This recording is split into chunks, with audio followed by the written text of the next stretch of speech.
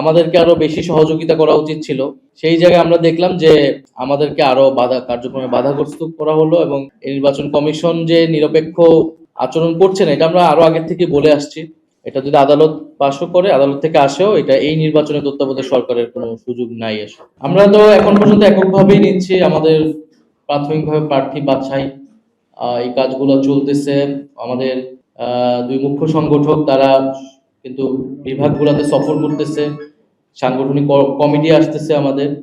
আমরা আশা করি নভেম্বরের মধ্যে আমাদের সকল কার্যক্রমের প্রস্তুতি সম্পূর্ণ হবে এবং এরপরে সামগ্রিক রাজনৈতিক পরিস্থিতি বিবেচনায় হয়তো আমাদের বাকি সিদ্ধান্ত নিতে হবে। আর নির্বাচন কমিশন আজকে আমাদের নির্বাচন প্রতিনিধি দল যাবে নির্বাচন কমিশনে শাপলা এবং শাপলা কলি বিষয়ে যেই এখন নতুন ডাইমেনশন এসেছে সেই বিষয়ে নির্বাচন কমিশনের সাথে আলাপ করে হয়তো একটা সিদ্ধান্ত নেওয়া হবে আর কি। পদ্মা সেতু, মেট্রো রেল এবং এলিভেটেড এক্সপ্রেসওয়ে নির্মাণের গর্বিত অংশীদার বসুন্ধরা সিমেন্ট।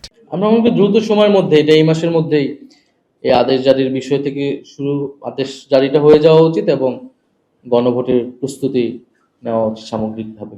আমাদের তো মনে হচ্ছে যে আমাদেরকে নির্বাচনী কার্যক্রম থেকে দূরে রাখতেই বা বাধাগ্রস্ত করতেই নির্বাচন কমিশন এই কাজটি করেছে। যে এই প্রতীকের বিষয়টা তারা আমাদের সুরাহা করে নাই এবং দেখেন তারা শাপলা কলি নতুনভাবে অন্তর্ভুক্ত করেছে এবং হয়তো শাপলা কলি দিয়ে এটা দিয়ে আমাদেরকে হয়তো কনভিন্স করার চেষ্টা তারা করবে শাপলার পরিবর্তে যাতে আমরা শাপলা কলিটা নেই।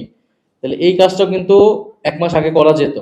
এটার জন্য কিন্তু এতদিন অপেক্ষা করা প্রয়োজন ছিল না। ফলে এটা অবশ্যই লেভেল প্লেইং ফিল্ড তৈরিতে বা আমাদের অংশগ্রহণেতে আমাদের সাথে, যেখানে আমরা নতুন দল, আমাদেরকে আরো বেশি সহযোগিতা করা উচিত ছিল, কারণ আমরা ইলেকশন করার অভিজ্ঞতা আমাদের নাই। সেই জায়গায় আমরা দেখলাম যে আমাদেরকে আরো কার্যক্রমে বাধাগ্রস্ত করা হলো এবং এই নির্বাচন কমিশন যে নিরপেক্ষ আচরণ করছে না, এটা আমরা আরো আগের থেকে বলে আসছি। জনগণ এটা দেখতেছে এবং আমরা আশা করব যে সামনের দিনগুলোতে যখন নির্বাচনের সময় আরো ঘনিয়ে আসবে, সেই সময় যাতে নির্বাচন কমিশনের এই ধরনের পক্ষপাতিত্বমূলক অবস্থান না থাকে। এটা আমি বলেছি, এটা পরের নির্বাচনের জন্য। এটা যদি আদালত পাশও করে, আদালত থেকে আসেও, এটা এই নির্বাচনে তত্ত্বাবধায়ক সরকারের কোনো সুযোগ নাই আসলে।